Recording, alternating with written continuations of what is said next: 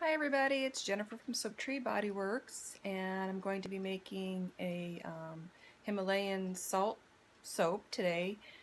This is the first time I've ever attempted this soap, although I have used a salt soap before, and it's really wonderful. And if you're wondering why you should use a salt soap, first and foremost, it has a wonderful conditioning lather. It's almost lotion-like. And it moisturizes your skin really well. Because of the salt granules, it's also exfoliating. You can rub it right on your skin. It's antiseptic. If you're somebody that maybe has body acne or even facial acne, this is a good soap to use to treat acne. It's also anti-inflammatory, and it can help with certain skin issues that are from inflammation, like your eczemas and stuff. So it also salts. Oops, sorry, scared myself there. It contains 75 minerals. Minerals like magnesium, potassium, calcium, copper, iron, all that. I mean, this is a wash-off product, but your skin will absorb some of the minerals, and your skin health is really important. We all need our vitamins so that our cellular functions can work and regenerate, heal. Skin health is really important, especially if you have any kind of wounds. You got to provide it with the proper food, just like what you eat. You gotta feed your skin. And last but not least, it's a really hard, long-lasting bar of soap. It is so heavy that you could ward off an intruder with it and cause some serious damage. So it's a great bar of soap. I'm eager to make this for you today. So what I've got here is I've got my base oils, and this is it's 85% coconut oil, 10% mango butter, and 5% castor seed oil. And there's 25% extra oil in this bar of soap because it's so high in coconut. I don't know if you know anything about salt soap, but the salt, pretty much kills the lather. So you got to really add an oil that will make a lot of bubbles. So, and coconut oil can be very drying, just because it takes a lot of lye to convert it to soap. So it's super fatted. That means there's like 25% extra oils in here. So that's extra conditioning for you as well. I have my lye water cooling here, and this is a 1-to-1 ratio, the lye to the water, because I'm going to be adding some more conditioning, make it super conditioning with this coconut milk. And I'm using half of the oil weight in this Himalayan sea salt.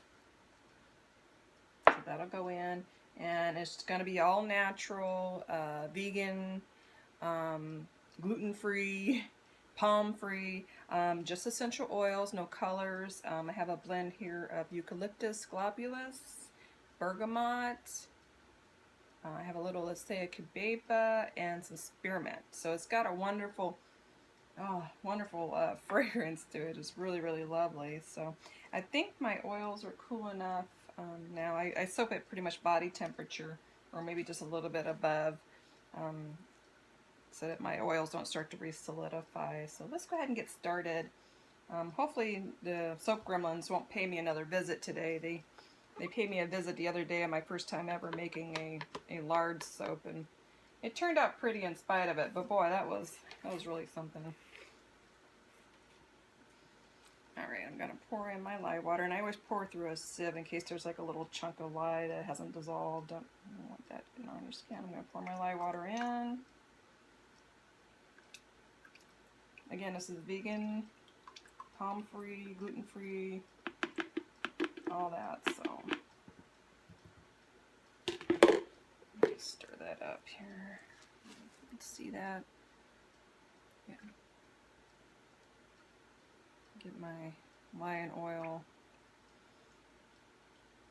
See how it's starting to change a little bit? Can you see that? Maybe not. So why I like to use a clear container, because the lye water will sink to the bottom. Just use my stick blender.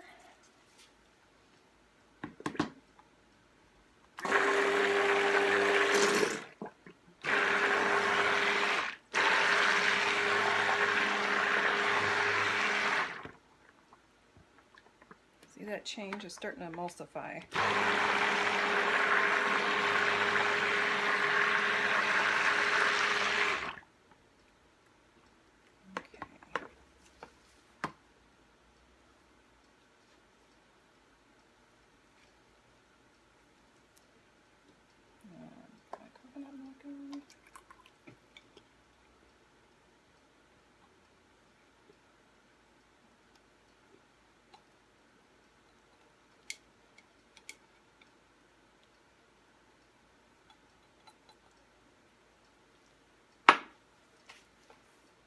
I'm a big fan of anything coconut.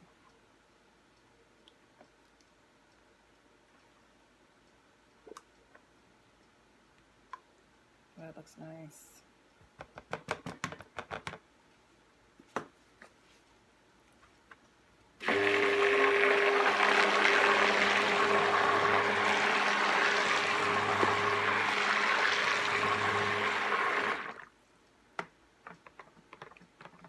I'm just going to blend to a light trace, because apparently when you add the salt, it gets real thick real fast. So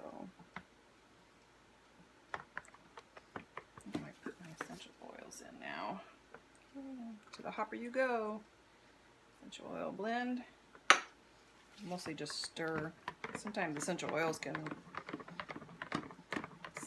make your soap set up, or it can slow it down. Either way, I mean, sometimes. You ever made a cake before? You know, it should be a little bit like a cake batter, thin cake batter. Looks pretty good.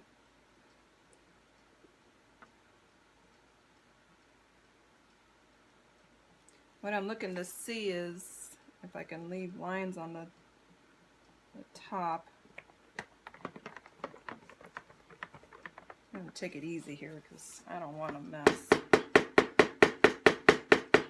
I don't want no soap on a stick, we call it, when it seizes up on you. Just like a mad dash to get the soap into the mold.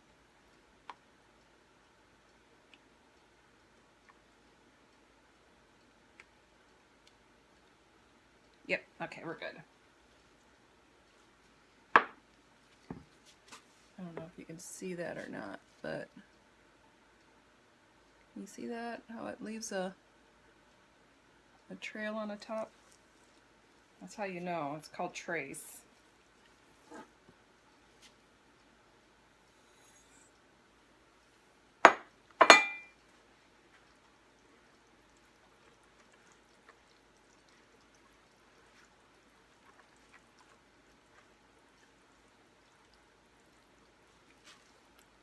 Do you see that? Not too exciting, but I'm just stirring in the salt. It's kind of, it looks like lava bubbling up, but I'm sure it's just because the salt's got like trapped air pockets and stuff, so it's calming down. At first I thought it was overheating, but it's not. It's just the air pockets from the salt.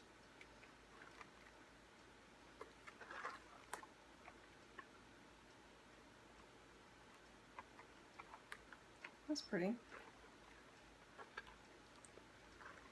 So this was 50% of my oil weight. I've seen people go as high as 100%, but I didn't want to try that. Not for my first go around. So it's the soap batter. I think it's mixed in pretty well. I'm gonna shift over here.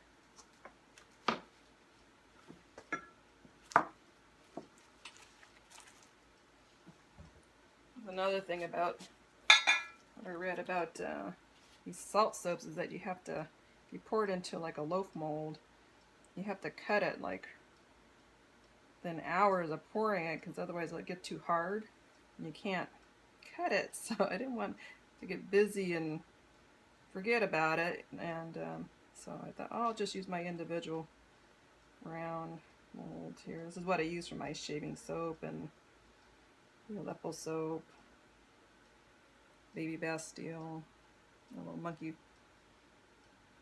business, the new loofah soap. I use it. I love this mold. Where did I think I got this at Bulk Apothecary. I have 2 of these. I really love them.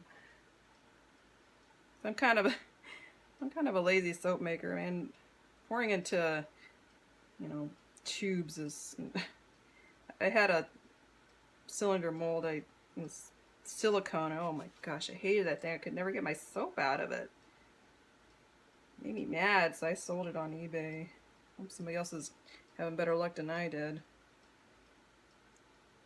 I bought 2 of those things. Oh jeez, that was a nightmare. What a waste of money. I like things that pop out kind of easy, so I like using silicone.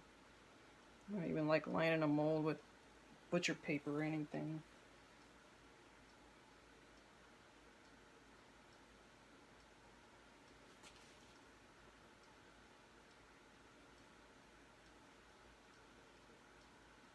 I don't even wash my dishes right away. That came out of necessity.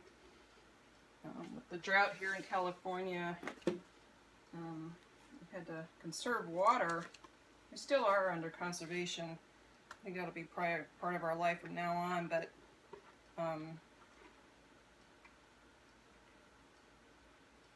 when I make soap, I don't wash my dishes right away because it's really an oily mess, and it takes a lot of water and scrubbing and paper towels and all that to clean it. So what I found was just letting the soap set up. Just let it set up over maybe a few days or a week even, sometimes longer, depending on how busy I am. And then just filling the container up with some hot water, and it just dissolves the soap and comes out clean. I mean, it's just wonderful. So, got a couple of test bars here for the husband and I.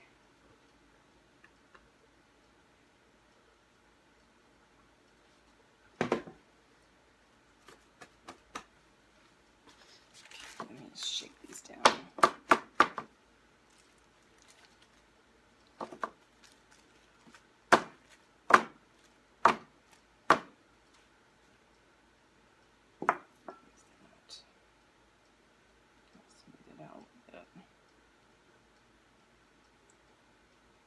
I don't think there's any way to make these pretty afterward. I heard they're as hard as they say they are. In a couple of hours we'll find out.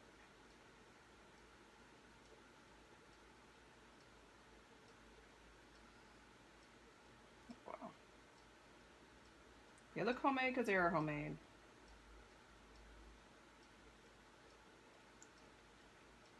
Alrighty. I'm going to go put these away, let them harden up, and 4 weeks they'll be ready. Thank you for tuning in. Bye.